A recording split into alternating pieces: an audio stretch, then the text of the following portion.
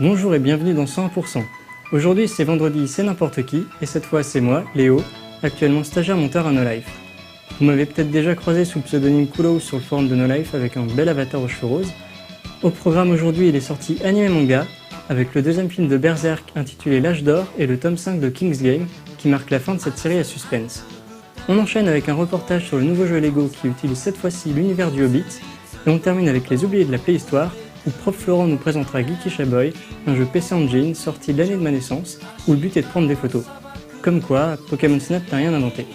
Mais tout de suite, et ce n'est pas nouveau pour vous, c'est les news.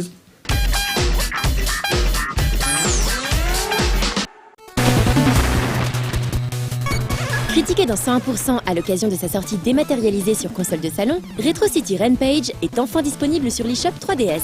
Il s'agit toujours d'un clone de GTA au graphisme 8 bits. Un jeu parodique blindé de références, de clins d'œil, tout en conservant l'essence même d'un GTA, soit de l'action à gogo, des armes, des véhicules et un monde ouvert. En tout, plus de 60 missions sont proposées, avec 45 défis arcade. Et cette version propose pas mal de différences, comme une vue zoomée plus adaptée à l'écran de la 3DS, le second écran étant quant à lui consacré à l'affichage de la carte et des menus, avec lesquels on pourra interagir à l'aide du stylet. Les véhicules ont également gagné des animations supplémentaires, les missions seront désormais facilitées grâce à la présence de balises repères à placer sur la carte et un jukebox a été ajouté afin d'accéder aux 148 musiques du jeu. Bref, cette version 3DS est la plus complète à ce jour et pourrait bien être la toute meilleure disponible.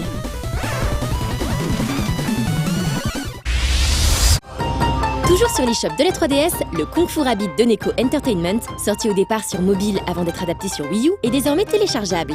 Développé par le studio français Sea Tools, ce jeu de plateforme met en scène un lapin ninja passé maître dans l'art du wall jump et de l'attaque furtive. Les niveaux étant assez courts et plutôt difficiles, il s'avère parfait pour des sessions de jeu express et donc pour une console portable comme la 3DS.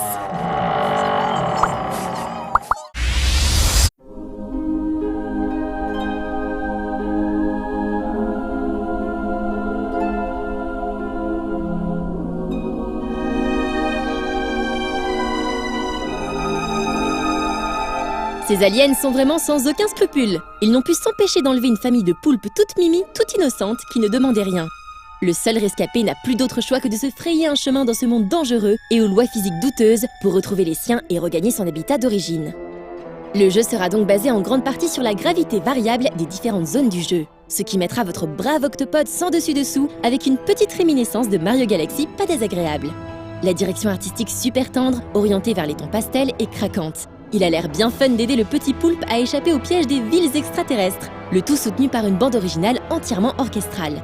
Pour se faire une première idée de ce titre, développé par l'Australien Daniel West et quelques-uns de ses collègues depuis 2012, une démo est disponible gratuitement sur le site du jeu. Elle permet de s'essayer aux 3 premières zones en attendant qu'une version complète arrive à franchir les différents paliers de Greenlight.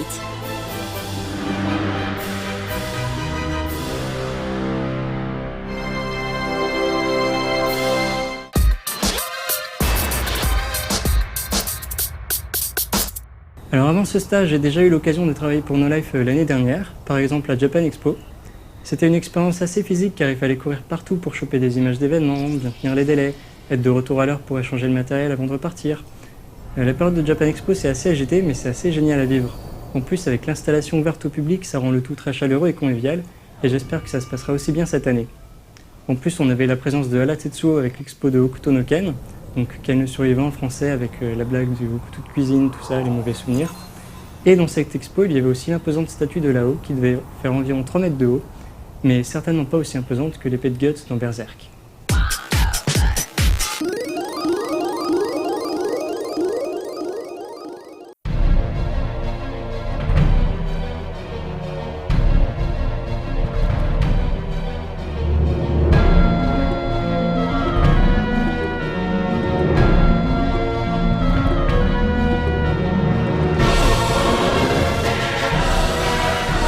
Royaume du Midland, guerre de 100 ans. Afin de faire ses preuves, la troupe du Faucon doit maintenir sa position et prendre la terrible forteresse de Doldrey.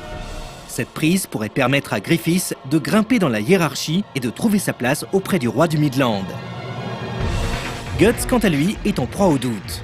Après qu'il a entendu Griffiths parler de sa conception du rêve et de l'amitié, il décide de quitter la troupe du Faucon où il aura passé quelques-unes de ses plus belles années.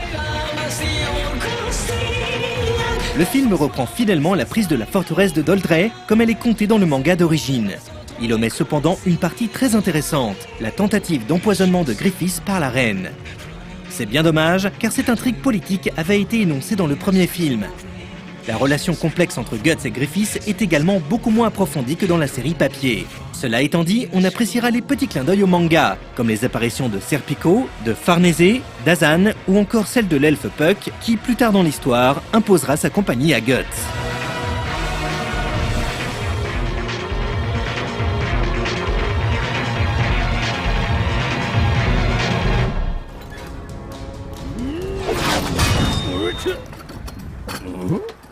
Berserk est souvent considéré à tort comme un simple manga gore réservé à un public adulte. L'œuvre de Miura Kentaro est au contraire très profonde, avec des personnages mûrs parfaitement exploités.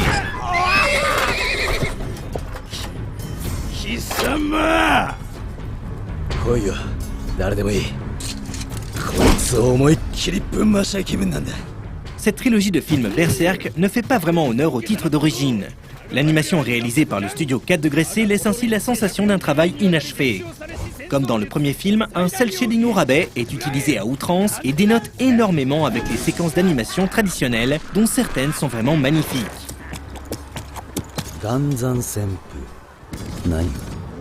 De fait, on espère que pour le troisième film, cette 3D qui fait saigner nos petits yeux sera moins utilisée.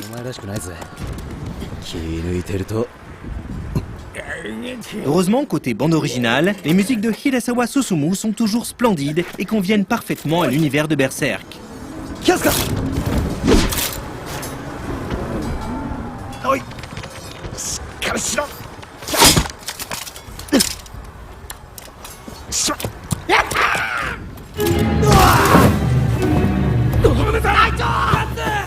Archer, visez la femme! Cette édition Blu-ray proposée par Dybex est très complète et peut se trouver à un prix abordable. En ce moment, elle est même soldée sur le site de vente de l'éditeur.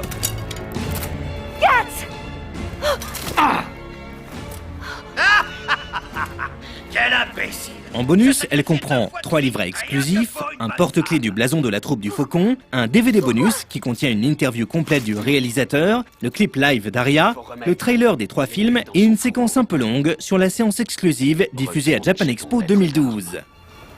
Va chez Griffiths. En attendant, je cherche une réponse à ta question. Il est dommage cependant que cette sortie Blu-ray se soit fait attendre aussi longtemps. Après tout, le film est sorti en salle le 23 juin 2012 au Japon et a été édité en DVD le 21 mai 2013 chez nous. Le troisième film, le plus attendu de la trilogie, est prévu quant à lui pour le 4e trimestre 2014. Celui-ci mettra en scène le passage célèbre du sacrifice. Je te jure que je reviendrai avec les autres. En attendant, ne meurs pas! On espère que le rendu sera à la hauteur du style de Miura Kentaro. En tout cas, le teaser donne furieusement envie. Avant de passer du bon temps, les filles, il faut faire votre travail.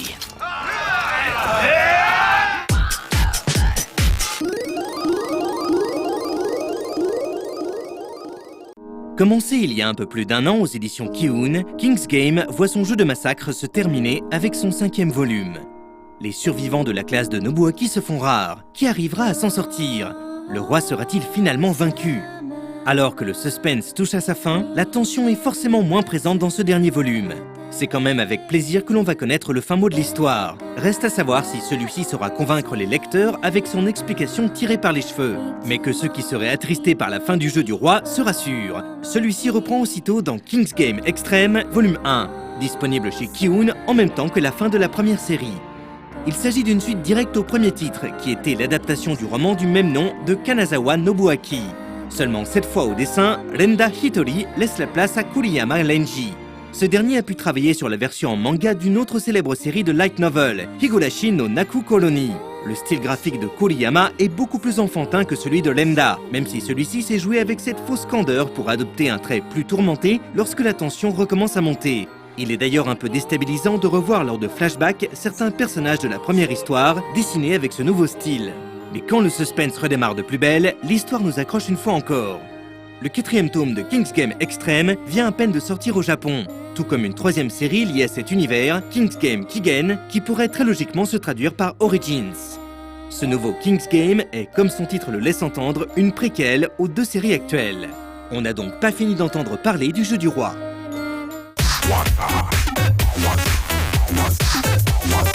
Alors j'ai aussi eu l'occasion de monter le concert des Cute après leur passage en France.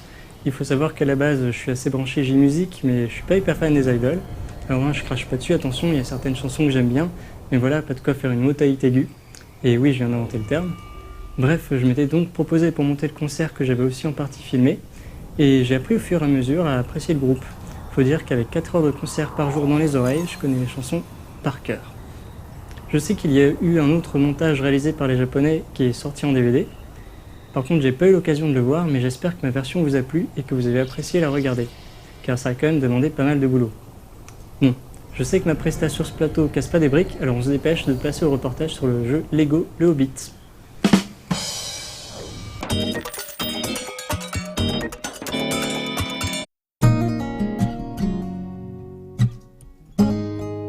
Ne serait-ce qu'en 2013, le studio TT Games a sorti pas moins de 4 jeux sous licence Lego. Lego Marvel Super Heroes, Lego Legends of Chima, Lego City Undercover, ainsi que Lego Friends. Et 2014 part sur la même base avec les sorties en ce tout début d'année de Lego La Grande Aventure, le jeu vidéo, adapté du film actuellement en salle, sans oublier le jeu qui nous intéresse aujourd'hui, soit Lego Le Hobbit. Alors évidemment, on peut s'interroger sur l'état physique et mental des équipes de développement TT Games qui enchaînent à un rythme infernal et sur quasiment toutes les plateformes existantes, les adaptations Lego depuis maintenant presque 10 ans, depuis le succès commercial de Lego Star Wars en fait. Is it difficult to manage so many games? No, because we've got a great team, a fantastic team behind us, you know, a big team.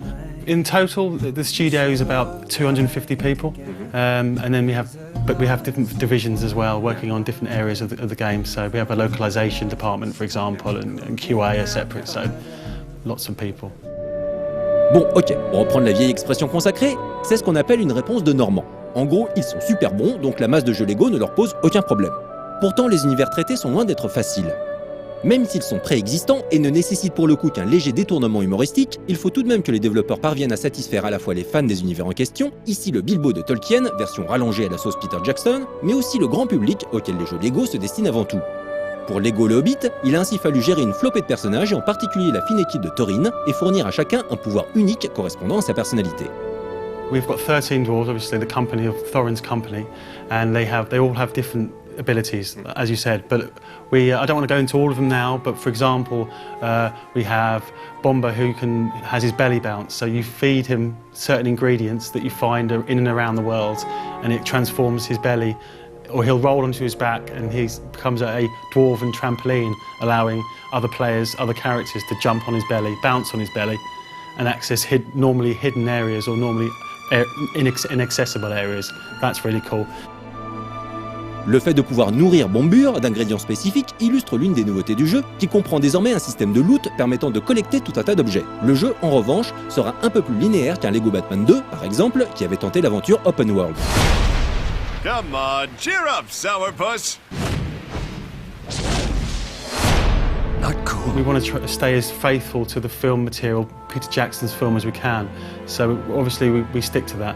But we have Middle-earth, the hub Middle-earth, which is a vast, expansive area with lots of places to explore, some new locations that perhaps only some regular gamers won't be familiar with, but some of the hardcore fans might recognise. We've also got bundles of side quests as well, so there's so much content in there. On notera que Lego Le Hobbit est l'adaptation des 2 premiers films de Peter Jackson et non de la trilogie complète, le dernier film, Histoire d'un aller-retour, n'étant pas prévu avant décembre 2014. Si les développeurs affirment que leur décision est liée à la masse de contenu déjà disponible via les 2 premiers films, on ne peut pas s'empêcher de penser qu'ils auront ainsi l'opportunité sans doute de sortir un autre jeu, puis une compilation trilogie Lego Le Hobbit. Comme Lego La Grande Aventure, le jeu vidéo, Lego Le Hobbit sortira également sur Xbox One ainsi que sur PS4 et inclura quelques nouveautés, comme des interactions coop plus développées et un système de création plus abouti.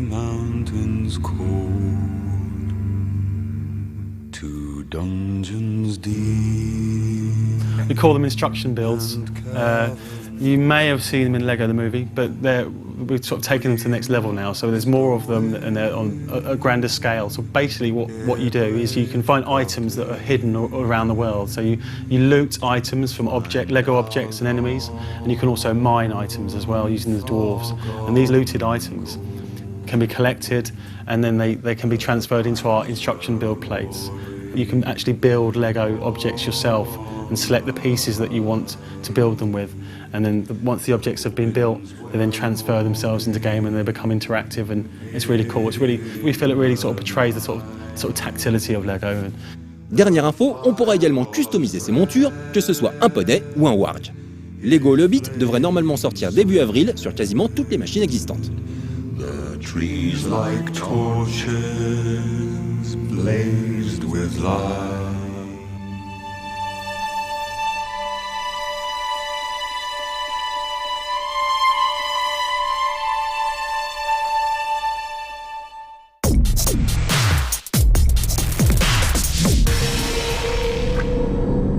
Alors, quand on fait un stage à No Life, on est tout de suite plongé au cœur du métier et de la chaîne.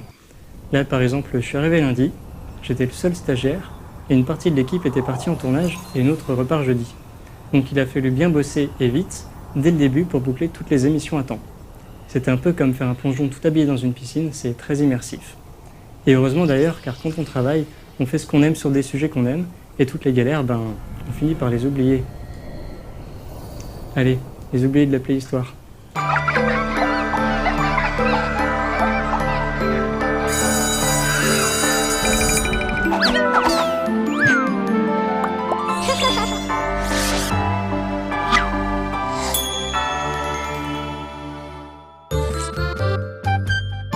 Mes chers enfants, aujourd'hui je vais vous parler d'un titre que les amateurs de la plus japonaise des consoles, la PC Engine, connaissent bien. Mais les jeunes joueurs et les gamers non spécialisés n'en ont certainement jamais entendu parler. Geisha Boy. Oui, PS4 Oh, bien vu. Effectivement, parfois on le trouve référencé sur les sites occidentaux sous le nom Photograph Boy. Mais cette appellation n'a strictement rien d'officiel et son vrai nom reste Geisha Boy. Cela dit, quel que soit son titre, le but du jeu restera invariablement de contrôler un photographe en herbe. La petite animatique d'intro de Geisha Boy vous présente le jeune David Goldman, étudiant à la célèbre Photography School de Los Angeles. Passionné par la photo, il n'hésite pas à emprunter tous les jours des trains bondés pour se rendre à l'école et devenir le meilleur dans son domaine. Mais un jour, catastrophe. Ses deux parents décèdent subitement d'un accident d'avion et l'adolescent devient inconsolable. Il passe désormais ses journées à se lamenter et plus rien ne semble motiver. Il prend même la décision de stopper net ses études et de quitter l'académie. Mais pour le directeur de l'école, un prénommé Dean, il est hors de question de laisser filer un si bon élément. Il lui propose dès lors un marché, persuadé que cela redonnera au garçon du baume au cœur. Il lui donne ainsi 9 missions qu'il devra relever avec brio avant de prendre une ultime décision. Vida, je t'écoute ? Oui, rassurez-vous, sur PC Engine, on ne s'ennuyait que très rarement, et Geisha Boy fait justement partie de ces jeux ovnis que seuls les Japonais savaient nous offrir à l'époque. Aujourd'hui, se servir d'un appareil photo dans le cadre d'un jeu vidéo n'est plus tellement insolite. Les appareils embarqués sur la plupart des machines actuelles le prouvent. Mais Geisha Boy est le tout premier titre qui place la photographie au cœur de son gameplay, et de fort belle manière d'ailleurs. La mise en scène de ce titre édité par ARM en 1992 est particulièrement géniale. Vous contrôlez en partie la vitesse et les sauts de David, qui avance automatiquement au rythme d'un scrolling imposé. Mais c'est surtout le viseur que vous devrez guider à travers les décors pour immortaliser tout ce qui se passe. Et en matière d'événements, vous serez servi. Le créateur du jeu, Okubo Ryoichi, a laissé carte blanche à ses graphistes et à ses animateurs pour qu'ils se fassent plaisir. Et ils ont visiblement pris leur pied, car ils nous offrent des centaines de détails tous plus amusants les uns que les autres. Ça fourmille de tous les côtés et vous devrez être rapide pour capturer les scènes les plus marquantes. Surtout que vous n'aurez qu'un nombre de pellicules limité. Oui, Xbox One. Non, quand je dis pellicule, ça n'a rien à voir avec celles qu'on trouve dans les cheveux. Enfin bon, à l'heure du numérique, vous êtes excusable. Vous êtes trop jeune pour avoir connu les pellicules photo. Pour faire simple, la pellicule photo, c'est l'ancêtre de la carte mémoire, mais en bien plus restreint. Et à chaque début de mission, le directeur de l'école ne vous confiera qu'un nombre limité de rouleaux. À vous d'en faire bon usage et de ne pas les gâcher en photographiant tout et n'importe quoi. Heureusement, à chaque fois que vous réussirez un beau cliché, le sujet de votre photo laissera tomber une nouvelle pellicule afin de poursuivre votre séance de shooting. En revanche, si vous vous prenez un obstacle dans la figure, vous laisserez tomber quelques précieuses bandes. Notez que d'autres items vous permettront d'élargir l'angle de prise de vue ou encore d'obtenir un appareil plus rapide. Enfin, une fois le niveau bouclé, vous retournerez à l'école pour montrer vos négatifs au directeur. Ce dernier les examinera en détail et vous fera part de son ressenti en vous attribuant des points. Et pour passer au niveau suivant, vous devrez franchir des paliers de score bien précis. Ces petites séquences sont pleines de suspense et très réussies graphiquement. Oui, la grande force de cette U-card de 4 mégabits pour PC Engine reste indéniablement ses graphismes. On l'a dit, ils sont hyper détaillés et leur humour omniprésent participe grandement au charme de cette production atypique. Geisha Boy est inoubliable pour le nombre assez incroyable d'hommages et de scènes parodiques qu'il offre aux joueurs. Outre les séquences cocasses qui se déroulent de façon continue sous vos yeux, c'est tout un pan de la culture pop internationale des années 80 et 90 qui vous est ici présenté. Par exemple, au cours des niveaux, vous croiserez pêle-mêle Spider-Man sur un mur, Marilyn Monroe retenant sa jupe au-dessus de sa bouche d'aération, E.T. et le petit Elliot sur leur vélo face à la lune, Dracula ou encore Frankenstein caché dans un cimetière, la magnifique DeLorean du Doc en route pour un retour vers le futur, le méchant requin des Dents de la Mer prêt à attaquer les nageurs, la baleine ayant englouti le petit Pinocchio à la recherche de Geppetto, ou encore les pompiers trampolines du célèbre Fire, le Game & Watch de Nintendo. Les fans de Michael Jackson seront même ravis de redécouvrir le King of Pop à 2 reprises. La première, en smoking blanc façon Smooth Criminal, en exécutant un moonwalk pixelisé. Et un peu plus loin, en version zombie, effectuant l'inoubliable chorégraphie du hit Thriller. Bref, ce sont évidemment tous ces caméos que vous devrez immortaliser pour engranger le maximum de points. Oui 3DS, Geisha Boy t'a donné envie de devenir photographe? Alors là je t'arrête tout de suite, parce que c'est pas avec ta résolution de 0,3 mégapixels que t'iras loin. Contente-toi de proposer de bons jeux, c'est tout ce qu'on te demande. Bref, Geisha Boy est un excellent titre, original, maniable, drôle et techniquement irréprochable. Son seul défaut reste peut-être sa relative répétitivité. En effet, si certains figurants apparaissent de façon aléatoire, la grande majorité des scènes se déroulant à l'écran reviennent évidemment à la même place et avec le même timing à chaque nouvelle partie. Du coup, on a vite fait de les retenir par cœur. Malgré tout, notez qu'une suite sortira en 2002 sur PlayStation 2 au Japon. Une commercialisation de cet épisode était même prévue pour l'Europe, mais le jeu sera annulé à la dernière minute, suite à la faillite de l'éditeur local. Voilà, vous avez maintenant compris pourquoi Geisha Boy avait tant marqué les joueurs de PC Engine en 1992. Son idée de départ, le concept d'utiliser un appareil photo, et son humour font de lui un incontournable de la Playhistoire. Bon mes enfants, ce sera tout pour aujourd'hui. Et pour la semaine prochaine, vous me prendrez quelques photos rigolotes de la vie à l'intérieur du collège No Life.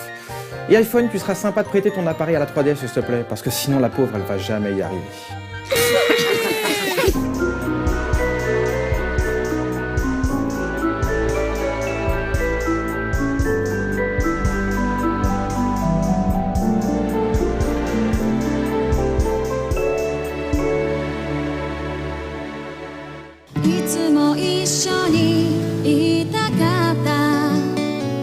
Voilà, 100% c'est fini pour aujourd'hui. J'espère n'avoir pas trop montré mon stress intense à l'écran. Sinon, eh bien, rigolez bien, ça ne fait pas de mal. Je terminerai juste en vous parlant de l'Alsace, c'est là d'où je viens, et si c'est en France, c'est pas en Allemagne. Donc on a un topic sur le forum avec une communauté très active parmi laquelle je me suis fait pas mal d'amis grâce à No Life. Et si jamais vous avez le temps, passez nous voir, ça nous fera très plaisir.